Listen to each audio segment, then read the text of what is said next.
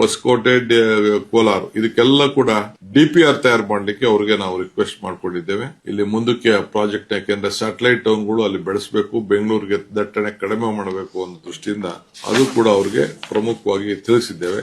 ಅದು ಕೂಡ ಅವ್ರಿಗೆ RTPS ಒಂದು ರಿಕ್ವೆಸ್ಟ್ ಮಾಡ್ಕೊಂಡಿದ್ದೀವಿ, RRTS.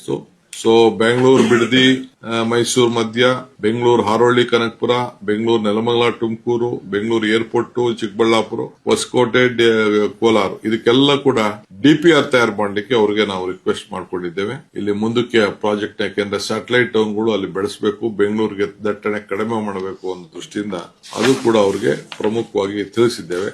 ಅದು ಕೂಡ ಅವ್ರ ಗಮನದಲ್ಲಿ ತೆಗೆದುಕೊಳ್ತೀವಿ ಅಂತ ಅವರು ಹೇಳಿದ್ದಾರೆ.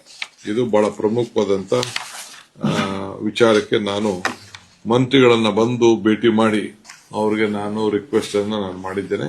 ಅವರು ನಮ್ಗೆ ಸಹಕಾರ ಕೊಡ್ತೀವಿ, ಪ್ರಾಬ್ಲಮ್ಸ್ ನ ಸಾರ್ಟ್ ಔಟ್ ಮಾಡ್ಕೊಡ್ತೀವಿ ಅಂತ ಅವ್ರು ಹೇಳಿದ್ದಾರೆ.